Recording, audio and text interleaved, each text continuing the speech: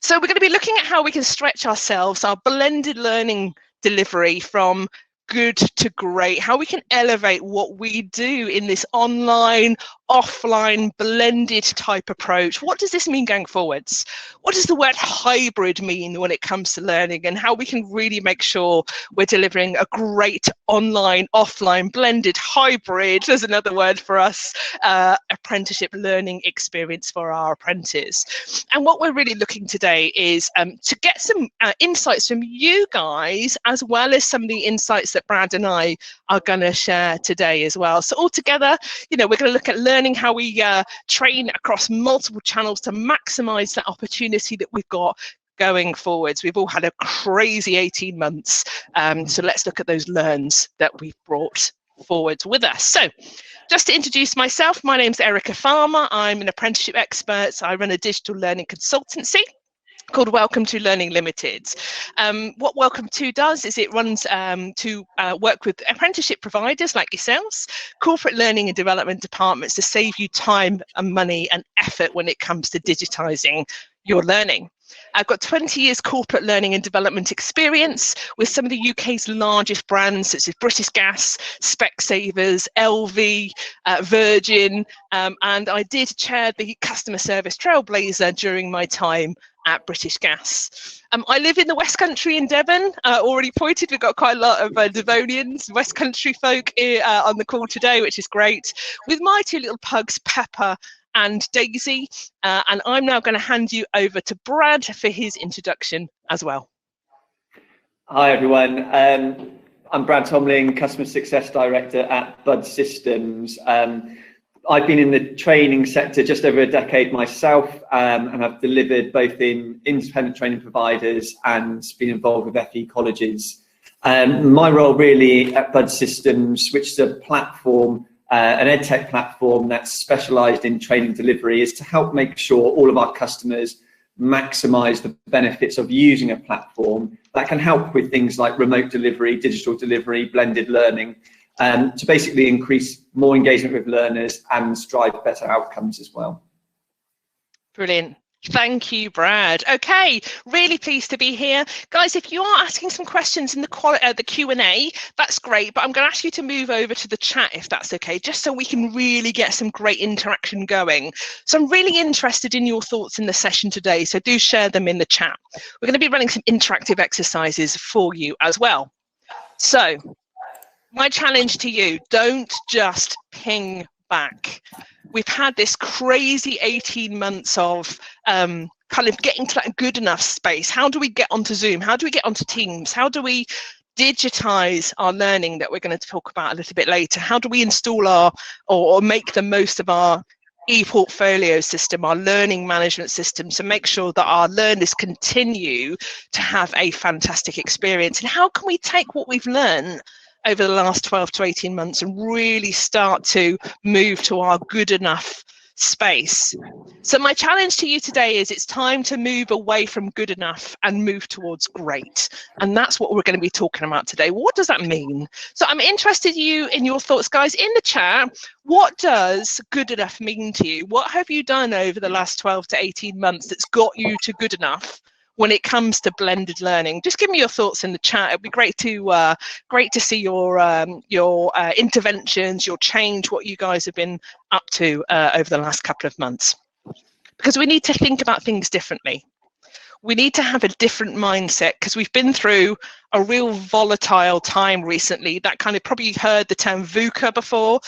Volatile, it's been really uncertain. What way do we turn? Is it left or right? What does online learning mean? Can apprentices learn on furlough? That was one of the things that came through quite quickly. What does this mean in a complex environment where some people are working at home, some people are working still in the workplace because they have to? Yeah, Sarah says moving away just from slides, using different tools, using different types of information. Hayley says individualizing approaches to blended learning, catering for apprentice needs. Sarah, Mural, Padlet. Yeah, what other tools are you guys currently using? Stick that in the chat for me as well. That would be great to hear. Death by PowerPoint, collaborative tools, yeah. And by the way, Death by PowerPoint isn't loads of slides. I'm going to say that now. What Death by PowerPoint is not employing a scientific approach behind your slides or behind your design of your learning materials. Who wants to see a load of text and bullet points on slides, right? Certainly not me. Francis moved all of the initial police recruit training online. Fantastic, love that, except for personal safety and first aid. There's some things you can smash online, there's other things where sometimes it might need a little bit of it. And that's that blended approach that we're talking about today. Okay, keep it coming, guys, keep it coming. Some really great stuff here. We know it's been a hugely ambiguous time. No one gave us a operations manual to say this is how you run apprenticeship learning in the middle of a pandemic. That just didn't apply. So we've had to really, I think the term is pivot, that people have used quite a lot over the last couple of months. We've had to pivot our delivery models and our learning approaches and our design methodology to make sure we're meeting the needs of our learners going forwards. Sonia says using Google Meet to engage remote learners. Love that. Fantastic. Moved lessons to Teams. Interaction's been good, supported with online resources. Google Classroom, Jamboard. We might be visiting Jamboard a little bit later for you, Carl. So being an expert there, be good to see. So again, keep telling me, guys, really interested. What has changed for you? Pop it in the chat for me. What has changed for you? Really, really interested in this. What has changed for you? Also, what you'll notice in the chat box is that we've got a little poll section that sits next to chat. So I'm also going to ask you to respond to this poll for me. So just click on polls and then click on what has changed most for you, because you can't click various options, but what has changed most for you in the poll as we go through today's session as well. So I'll just give you a couple of seconds to do that. Brilliant, absolutely, some good. So cameras on, Jodie says. And what happens when we've got safeguarding issues? What happens when we've got learners that don't want to have their cameras on? It's making sure our tutors and our trainers are aware of all the tools and all the choices that they can make as well. So that's a great one, Jodie, so thank you. Hayley says, I've had more engagement from learners and learners having their cameras on more. Yeah, absolutely. It's been this journey that we've gone through over the last couple of months, isn't it? Keep sharing in the chat, guys. Remember, keep going into the poll and select your answer there as well. So thinking about that VUCA approach, that kind of, it's been variable, it's been uncertain, it's been changeable, it's been ambiguous. Thinking about you and your teams now, how hardy have you become?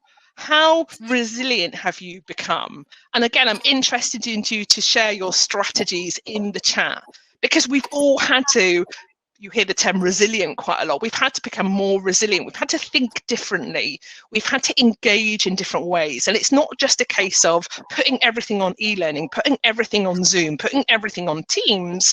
It's also supporting our whole methodology, our people, our culture, how are we supporting our tutors and trainers if they're not out on the road, if they're working at home all the time. So how are you more hardy? That's what I'm really interested in hearing from you. So again, just share that in the chat for me now. And you know what? If you can't wait to go back to in person, my challenge to you is perhaps you don't understand digital enough. You don't understand what the possibilities are. Don't just ping back. This is what we keep talking about. Jodie, it's okay to make mistakes and have tech issues. Absolutely. We are not perfect. This is new to everybody.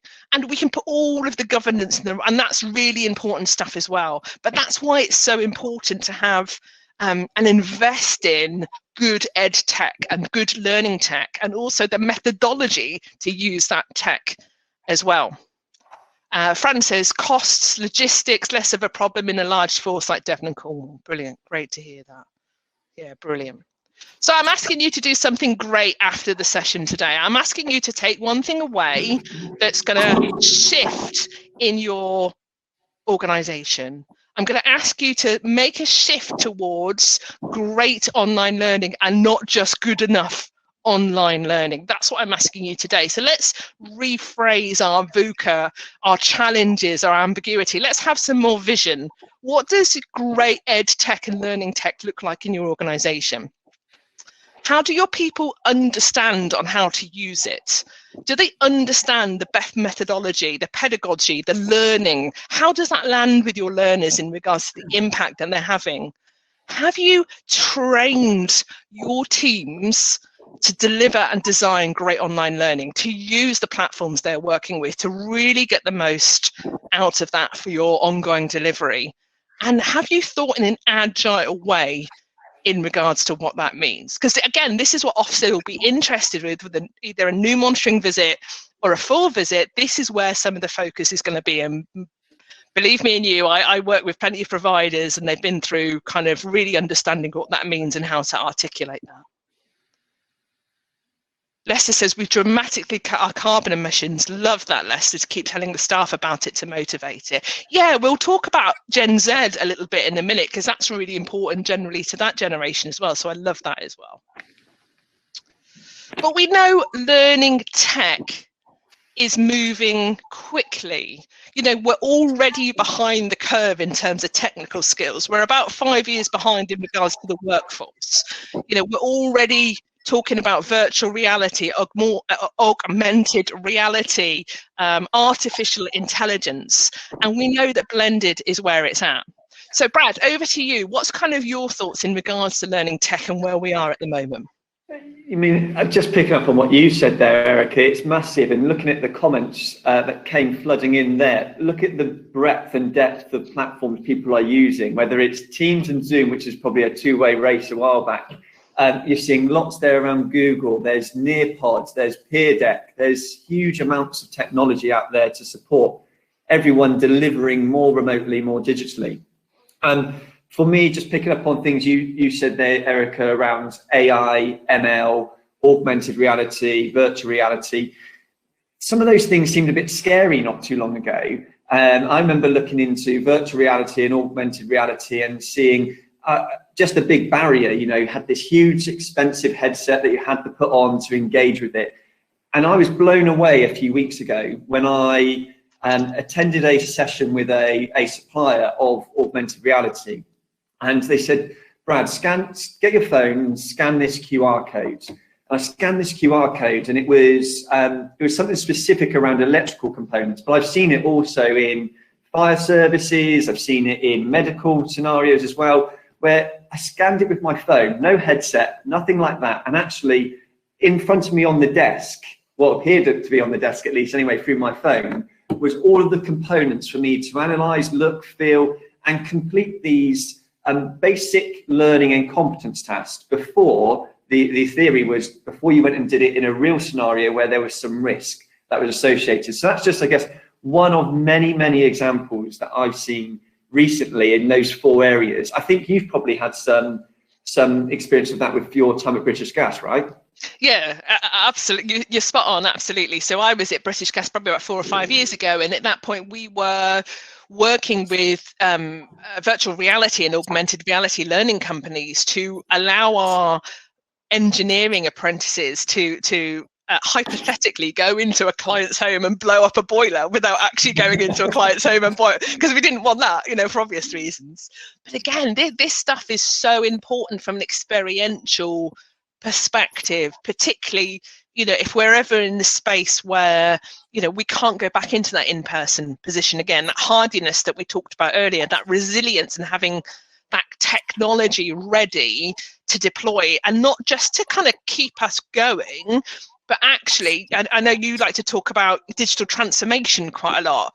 You know, how do we actually purely transform our learning delivery? It's not just a buzzword, is it? It actually means quality, output, retention, outcomes. Yeah, I can agree more, Eric. And I think the term digital transformation is probably one of the most misunderstood ones that's used so often in this space. And I would always, whenever I have a conversation with a client around this, I always reinforce there is no right or wrong, it's just opportunity. But what I see actually is many organisations have gone through digital transformation to support them in a better way of working. That's innovated, more efficient. There's been some of the benefits we've seen there in the chat as well, whether that's carbon emissions, whether that's more one-to-one engagement, more frequently with learners, tailoring to their individual needs. There's a breadth of areas there. But where it's most misunderstood is actually it's used interchangeably with two other concepts. So you have digitization, which is effectively conversion. You're converting a paper process onto a digital one. So you're taking your review form and you're making it onto a Word document. That's one step. And yes, there's going to be some improvements. There'll probably be marginal though. They won't be fully transformative.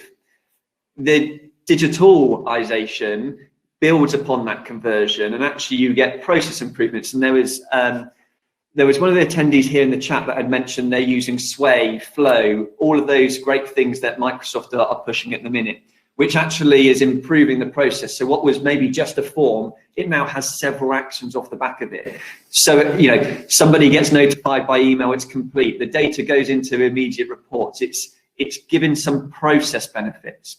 And then you have digital transformation, which is completely innovating different ways of working. It might even be redefining the task completely to a point where it's actually completely, you don't even recognize it. I guess they give an example of that, a word assignment. What was paper written, digitization, you did it on a word processor. Then you did it on a word processor which had some business process, which told the trainer, told the tutor that it had been submitted. There was some automated marking in it maybe. And then digital transformation, actually that task, which was once a fairly straightforward written assignment, becomes a collaborative effort with peers across the UK, maybe even globally, where they have a conversation, they put together a podcast and they upload that to a website. More immersive, more engaging, using a range of skills. That is also really, really relevant to the digital space today. Love that. Love that. And we talk about Bloom's taxonomy all the time, don't we, in apprenticeships? But what you're talking about, Brad, is Bloom's digital taxonomy, which is that code, create, blog, podcast, all of that digital piece. I love that. I think you're absolutely spot on with that, and it ties in, and thanks for teeing me up to my next slide. It ties in really nicely about some information around some of the information that's coming out recently around how are people generally operating off the back of COVID, this remote working, this hybrid working.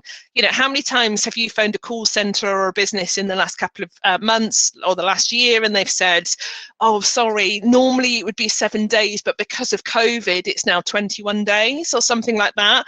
It's because they're still paper-based. It's because they haven't done exactly what you've just been talking about in terms of mindset and thought process. And we need to be exactly in that space. So this is an outcome from HSBC, one of their recent workforce surveys.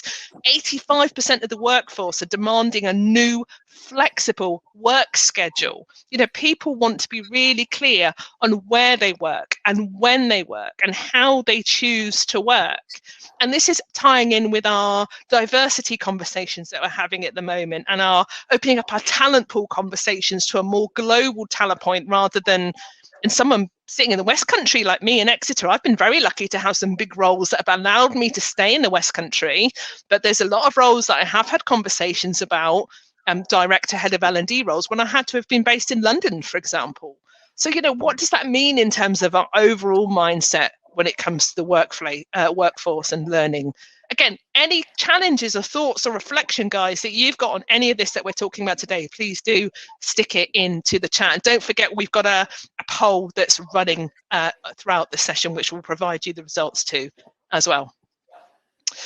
So let's just think about the types of people who are interested in apprenticeships, the types of people we're engaging. And typically, let's focus on that Generation Z, that kind of generation that's coming into the workplace right now, people who are interested in, and I think Lester was talking about this earlier, what's my impact on the world?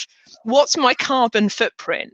As an organisation, as a potential employer, what are your mission, vision and values? So it's not about you interviewing me anymore on my competencies. It's about me assessing whether you're the right organisation and employer for me. And that's why I joke on the slide there to say it's the most disloyal generation as yet, because we know the new generations coming into the workforce will be assessing the individual employers that they're working for and the types of organisations and suppliers that they have, like you guys. They'll be wanting content that's accessible where and when they want to consume it. So long gone are the days of the 1 day a week out on apprenticeships that we used to see. And it's important for these individuals to be motivated by what they really value. It's far more than money. So the apprentices, the majority of the young apprentices that you'll be working for at the moment, want to understand things around purpose. They want to understand things around what does this mean to our climate and the world that we live in today? What does this mean around how do you treat your people when it comes to well-being? And how do you collaborate internally, but more important, externally? And if you think about all the stuff that Brad and I have just been talking about, this is effectively what we're talking about is engagement. We need to be really turning up the dial when it comes to engagement in the digital world because of all the challenges that we know and what we've expected over the last 18 months. We know there's challenges around mental health. We know there's challenges around people unable to access digital content, machines, laptops, phones, iPads. So it's important to recognize that we have to level everything up, and this is where digital skills come in. So what we're going to do is share with you in a minute the most recent output of the World Economic Forum, and it's called the Future of Jobs Report, and we're just going to pop the link to that in the chat for you shortly, because interestingly, 8 out of the 10 top skills required according to the World Economic Forum in the next 10 years, and I actually think that's the next 5 years personally, are digital. And this is how you can really, really role model this as a provider, a college, an employer, if you've got your own apprentices. So what I'm going to do now is an exercise called a chat, hold and send. And the next question that comes up on the slide, I'd like you to rank yourself or your organization's preparedness around the next 10 years around digital skills. So I want you to put a 0 if you're just not ready at all. I want you to put a 10 if you're absolutely smashing out the park right now. So just write a number that represents your preparedness of where you are at the moment. How prepared are you? Okay, once you've done that, I'm going to count to 3 and I'd like you to hit return. And this is where all the numbers should pop up on the screen. 1, 2, 3. Okay, here we go. Let's see, let's get some numbers in right now. So we've got a 6, we've got a 7, we've got a 6, we've got another 7. Okay, so we're fairly high. We're hedging our bets. We're past the 5, but we're not quite at an 8. Here we've got a couple of 8s coming in. That's brilliant as well. Okay, so let's think about what do we need to do now to be able to meet those goals around purpose, those goals around climate, the types of generations that we're seeing coming into apprenticeships right now. What do we need to do for our learning strategy to meet those goals? And that's what I want you to think about right now. So in a interactive online learning methodology way, this is exactly what I'm going to do. Teach me and I tell me and I forget, teach me and I may remember, involve me and I learn. So what I'm going to do in a minute is I'm going to put, or Brad's going to kindly put a link into what's called Jamboard. We're not going to do it quite yet because you guys will all go there and you won't get the instructions that I'm about to tell you. But it's going to take you to a separate browser, the link that comes into the chat. And I'm going to show you what it's going to look like. Okay, here we go. So this is what the Jamboard is going to look like when you click on the link. And what I'd like you to do is think about your organization. How does your learning strategy support all the goals that we've talked about today? Digitization, Gen Z, climate, interactivity, engagement. I want you to go onto the link in a second, and I'd like you to click a sticky note. And if you click on the sticky note, you'll notice that you can type on the sticky note, and I'd like you to click save. And what I'd really like us to do is fill up this Jamboard, this interactive whiteboard.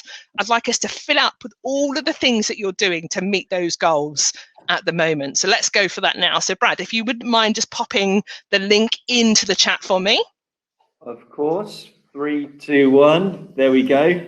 Excellent. Thank you so much. So guys, just click. Oh, go for it. I don't know if you've seen, Erica, I was about to say, we're going to make quite a few people happy with Jamboards because it's been mentioned a few times earlier, but also we definitely need to speak with Nicola at 9 out of 10 in the Excel we did a second ago. Brilliant, Nicola. We'd like to get your insights then in regards to what makes up that 9 out of 10. Share all your insights and your expertise for the benefit of the group. That would be amazing, and great to see that you're a 9 out of 10. And thank you, everybody, for responding to that exercise as well. So you can see on the Jamboard that we're starting to get some little animals at the top. What I'd like you to do, just click on that sticky note for me and just start typing on the sticky note. So just do that for me now. And people are like, oh, this is exciting. I'm going to start drawing on the whiteboard. this is the risk with it, isn't it, Erica? Yeah, this is the inner child coming out. Absolutely, absolutely. But what I'd like you to do, guys, once you get into the Jamboard, just click on the sticky note. So that's the, you'll see on the left-hand side, it's the 4th option down on your annotate bar. It's the little box. Just click on that. It will bring up a sticky note. Type on the sticky notes. You can see we've got one up on there already, blended approach. How does your learning strategy support these goals? That's what I'm interested in right now. So let's get as much as, what are you doing to meet the needs that we talked about as part of this session today? Here we go. Okay. Adopting intuitive to use technology, so minimal training on the tech is required. Oh, I like that. Okay, good stuff. Hybrid learning environment. Okay, good. So that is an environment that allows us to teach in person and also online. And that is a whole different skill set for our tutors and trainers. So don't forget this. We need to be investing in our people to make sure they've got the skills to be able to do this as well. We have an internal user focus group to keep the ideas flowing and the momentum moving forwards. Love that. Collaboration is key, right? Employer discussions around blended learning. Yeah, if you've got some fantastic L&D teams that you're working with, you know, what are they doing? What kind of thoughts and reflections and learning are they doing around blended learning? Okay, teaching methodology to include engagement, multiple consolidation opportunities. Love that hybrid approach to teaching and learning. A mixture of online blended and hybrid delivery models. Yeah, hybrid is the word of the week at the moment. I drove a hybrid car yesterday and all I talk about is hybrid learning at the moment. So, but there's something in that tells us where our, you know, globally, I suppose, where our mindset is on this stuff. Researching amongst the learner base to find out the methods they prefer. Love that. Student reps, feedback on what works well, what could be even better. Brilliant. Extensive digital CPD. That for me, I can't see who's written these because you just come up as a little anonymous animal. But that for me is a #1. CPD support for staff and learners. Absolutely, I think that's brilliant. Digital strategy groups across the college to develop and identify systems which we can adopt to support learning. Love that. Digital skills strategy. If you don't have a digital skills strategy, now is the time. I love that. CPD on engagement, emulating existing pedagogies online. And don't forget, it is slightly different. So your teaching in person is different to your teaching online. So just be aware of that. How are you blending your synchronous and asynchronous? How are you blending the learning on your portal, your e-portfolio, your learning experience platform, your learning management platform as part of your whole delivery methodology? Some really amazing stuff. Brad, is there anything that pops out to you on what's been shared so far? I mean, the CPD one is critical, and actually I teed you up earlier. I think that tees me up quite nicely for one of my closing slides. But I mean, there's a massive shared theme here, isn't there, around that hybrid approach. And I guess what you and I both agree on, Erica, is blended learning is here to stay. Remote learning is a critical part of that. What we're not saying is it completely replaces something like face-to-face. I don't personally think it ever will, but it absolutely is part of that blended approach for all the benefits that the attendees here have, you know, kindly shared in the chat as well. Yeah, some really Perfect stuff. Guys, if you want to take a screen print of that or a download of that, feel free to do that as well. There's some really great stuff that's coming back on board that you've shared today. So thank you so much. Brilliant. Great thoughts. Great thoughts. Okay, what I'm going to unfortunately ask you to do now is just close down that browser and come back into the session. I know that's the hardest part for people. It's like, this bit's so much fun. So yeah, just close down that browser for me so I can see you coming back into it. So yeah, love a bit of Jamboard, Joe. Do you know, it's completely free. It's just part of the Google suite. Again, I'm not on commission with any of this stuff. Feels like I am sometimes, but yeah, if you're not using things like Poll Everywhere, Jamboard, Mentimeter, Slido, Miro, then definitely get out there and get involved in this stuff. Thank you so much, guys. Do come back into the chat, and let me just go back to our slides and where we started off from the beginning, really.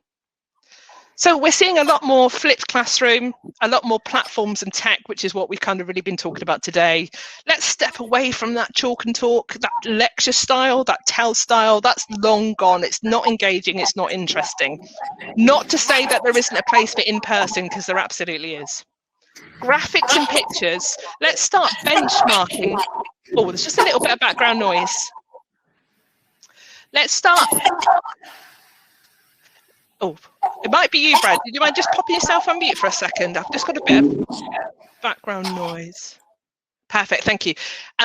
Let's start anchoring our key learning outcomes in regards to the information that we're using. Let's use things like the picture superiority effect. Well, we know that people learn more visually than they do from reading a load of information and bullet points all the time, particularly on things like slides. Let's make sure we've got data and evidence, information that's backing all of this up. Do you know where all your learners are? Do you know the innovation of the learning that's been taking place? Or are you just drawing down against the levy or drawing down against the pot every month without being really clear about that? And of course, Brad talked a lot about digitization. You know, your learning strategy should sit hand in hand with what Brad was talking about earlier. It's not just typing something up on a Word document, but it's making sure you've got the whole flow of information that's happening for your tutors and your trainers as well. Making sure that you're really clear in terms of the strategy and the outcomes that you've talked about and all the great stuff that you've put on the Jamboard as well. So we're coming to the end of our session. I know we're coming up to 2 o'clock, which is our finishing time. But our final Jerry's final thoughts, as it were, with this, don't just ping back. And from what you guys have shared today, there's some fantastic practice that's already happening, and continue to accelerate that, continue to build, continue to measure, test and learn, continue to get into your next steps. What's next? How else can you really start to drive those outcomes and provide that wonderful learning experience? Brad, what are your thoughts on that? Yeah, I'm a big fan of this framework, build, measure, learn. It's been established for a long time now, mainly around continuously improving products and services. It was the main focus actually of one of the top selling books by Eric Ries, The Lean Startup. And it really does relate to that message of don't just ping back that you've kind of hammered home today, Erica. For me, it just encapsulates that you will iterate. You know, there is a danger at the end of this period where remote learning has become the norm as opposed to the exception to the rule, where people do just ping back because, we did that before. This build, measure, learn is something I would implore everyone to continuously think about. You will typically have ideas in your curriculum around activities to make things new, more engaging, whether that's Jamboard, whether that's breakout rooms on Teams, or all the other great tech that has been talked about in the chat today. You'll build those components. You then will have a chance to run them with your learners, and typically you would utilize or leverage something like an LMS, a VLE, an end-to-end solution to be able to measure, you know, have they done it? How did they do? And then you will get the outputs, which is the data. And that data, that's the thing that will give people actionable insights to say, did this really meet my expectations? You know, was Jamboard fantastic? Did we get all the people we wanted on there adding ideas? Or did people drop off? And that's where the learnings come in. And it's that continuous iteration that goes round and round and round. It's not just a case of, which I see happen quite a lot, and I think I cover this in the next slide, Erica. It links back to that digital transformation item I spoke about earlier, is I always push people, process, tech. There is an inherent ability for people that go, oh, I've tried Zoom and it just didn't work. It didn't work. It didn't do the things I wanted to. It's the tech's fault. Or Teams was rubbish. And we see that they go, both of those products, you know, really well known, they go for that build, measure, learn. Before the pandemic, Teams had a shell of what it has today. You know, they didn't have breakout rooms. They didn't have emoticons. They didn't do half the things they do today to make it more interactive, make it more engaging, where it's a step up and it's not just good enough, it's going to great. And for me, it's the people, process, tech, where people actually take that time to step back and look and see how successful was that activity, how successful was the curriculum, how successful is our remote delivery in this piece. What did we learn from it and how can we adapt it? Because quite often people will go to the tech didn't work. Well, actually, we've seen it on the Jamboard, which is why my eyes went straight to it. How was the CPD? How was the people change management, the training, the ongoing continual professional development of them, the buy-in from the start of that change project? What about the process? You know, Zoom platforms, Jamboard, who sets those things up? We've talked about engagement today, and yes, learner engagement, intuitive design, you know, they're all things that they're craving, and I'm certainly seeing more of a push for from our clients and prospects as well. What it doesn't stop at though is how intuitive is it for your users, the internal staff, the people that are using it day to day, setting it up, because we quite quickly think about the learners, how was it for them? What about the people that have got to go through all the other bits behind the scenes? Because it needs to be just as engaging for them. And that process is a key part. And then, of course, the tech needs to stand up to it as well. Just a small sign off from me. But before I do, this is the last chance for everyone who is on the call to go to the chat section. Next to the chat icon at the top, there is a poll. If you haven't cast your vote already, cast it and you can see where other people have cast theirs. It's great for Erica and I, and it's been really lovely to read some of the comments that have come in today. That kind of echoes the interactiveness of this session. If anyone wants to have a chat with Bud around learning management systems, around some of the things that are on screen now, we have some physical people manning the digital stands. So if you want to pop in and have a chat with them, they'll be more than happy to talk you through what our product can do, and also you get a nice, neat digital goodie bag as well. But for me, a sincere thank you for everyone's participation, both in the chat, the Jamboard, the poll, and to you, Erica. Thank you, Brad. Thank you, Brad, and thank you everybody at Bud, and thank you everybody who has engaged. You know, thank you so much. It was lovely reading Sonia's comment, the first interaction session at the conference. Woohoo! And we are joking. You know, my organisation is trained probably well over 500 tutors and trainers and consultants and assessors around interactive online learning, and every single time they come out and say, gosh, I wish we had this 18 months ago. I wish we were as confident with our, you know, our online live as we are with our asynchronous, as we are with our e-portfolio. You know, don't be afraid and don't assume that people know what they know, you know, because they don't. It's different. It's a different methodology. It's a different mindset. Thank you everybody at Bud for asking me to support you guys on this. It's been brilliant. Thank you for co-piloting, Brad. Appreciate that as well. Thank you everybody for joining us. Just on the tech point, a couple of QR codes just coming up on the screen now. If you do want to hover your phone over the 2 QR codes that are coming up, this is the Welcome To QR code that will take you to the website. I'll just leave that up there for a couple of seconds. I'll move on to the Bud QR code, and Brad's going to kindly put our email addresses into the chat as well. So if you've got any questions or queries on anything that we've covered today, or anything else that you would like to cover, anything else you're interested in when it comes to great online learning, don't ping back. Let's move away from good enough and let's get to great, and let's all work together for a great learning experience. Thank you so much, guys. Really appreciate your time. Hopefully hear from you soon, and have a great rest of the conference. Thank you.